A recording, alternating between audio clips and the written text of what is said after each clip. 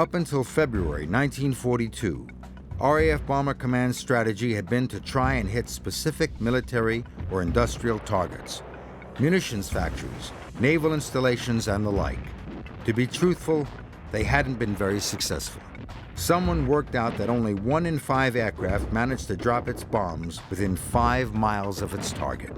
The cost in men and machines had been too high. Something had to change. The change came with the order to area bomb civilian targets. Having seen the devastating effects of fire during the Blitz, the RAF began to drop mainly incendiary bombs on Germany's own towns and cities.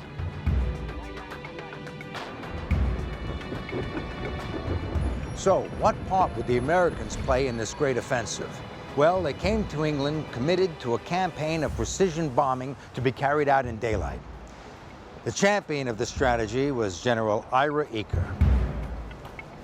All right, sir. Yeah, glad to see you. The two Western allies, Britain and America, had different ideas about bombing. The Royal Air Force bombed Germany by night, whilst the United States Army Air Force bombed Germany and of course other targets in Nazi-occupied Europe by day. The British sort of went in for what was termed carpet bombing. The Americans went in more for precision bombing, which they felt they were able to do in the daylight raids. To carry out the daylight raids, the 8th Air Force needed a great aircraft, and they had one. The famous B-17 Flying Fortress bomber. It became an icon of the war in the air. B-17s dropped more bombs on Germany than any other aircraft in World War II. It was able to fly high, to defend itself, and its ability to get home badly damaged gave it almost mythical status. Oh, the B-17 was the greatest plane, in my opinion, that ever flew. So far as being able to withstand damage, and so far as being able to get you back home, it could do it. Many planes would come back on 2 or some 1 engine, and a lot of that has to do with the pilot, but by the same token, the B-17 was a very rugged plane. Everyone that ever flew on the B-17 will tell you the same thing. The 17 at that time was the queen of the air, so far as all future flyers were concerned, particularly if you were headed for the bomber stream. At Burtonwood, shiny new B-17s arrived from their transatlantic flights, ready to be pressed into service. Sometimes new planes were christened by one of the many traveling U.S. celebrities, but often there were no famous faces around to oblige. Enter stage left Dorothy Wood.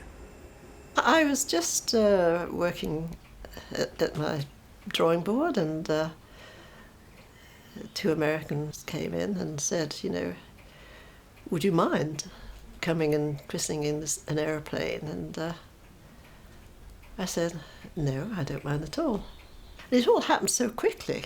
You know, I was in the Jeep and driven up to the aeroplane, and of course the guys said, you know, don't break the bottle. so I didn't. A little bit of posing went on, and back to my drawing board, as if I did it every day. It was quite funny, really.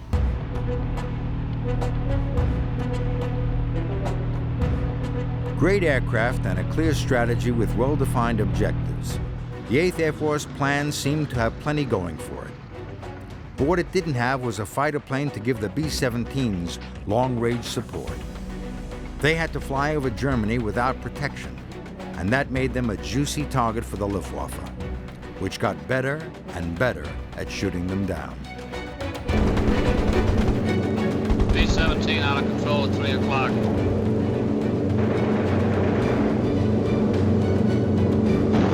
Come on, you guys, get out of that plane. Bail out. There's one. He come out of the bomb bay. Yeah, I see him. There's a tail gunner coming out. Watch out for fighters. Though the Flying Fortress was called the Flying Fortress because it had so many protective guns, these weren't all that protective when it came to the skill and bravery, must be said, of the Luftwaffe pilots defending the Reich. Well, all I know is that sometime during the war that we did lose a lot, but I wasn't dwelling on it because dwelling on it didn't do a bit of good.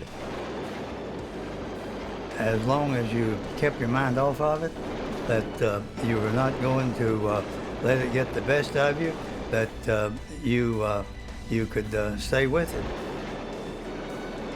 I think most of us were so young and foolish that we were too much so to be frightened, and we just wanted to get on with our part of the war and finish up and get home.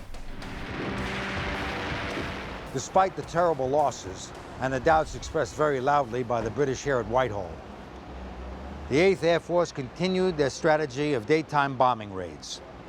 For the locals living around U.S. air bases like Poddington, who are used to the peace and quiet of the countryside, the sight and sound of U.S. bomber squadrons heading for Nazi Europe was something they remember to this day. The main thing what I always in my memory is the noises of the planes taking off and joining in with the other ones from Oxford and all such things as that. But the roar of those engines, it's still in the back of your memory.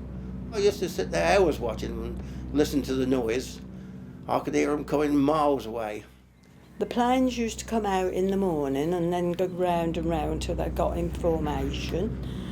And then they used to come back, tea time, they used to come past our house, and you could almost see in the planes, propellers were not, going round, bullet holes in them, and then you'd see the flares go up at the airfield, ready for when the planes actually landed. I can remember them going off in waves.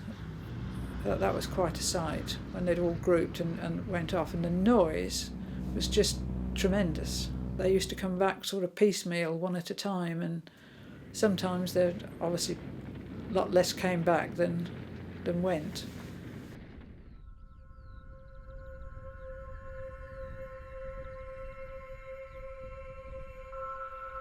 It wasn't just the enemy fighters and the flak guns that worried the airmen. There was also the uncertain British weather, which sometimes brought its own very real and dangerous problems.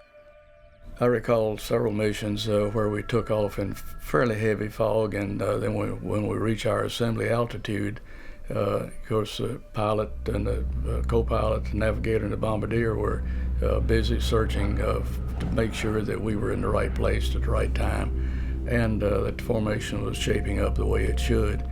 And every so often you'd see what I called a cherry bomb blossoming from the ground. And we all knew what that was. Some guy had blown up on takeoff.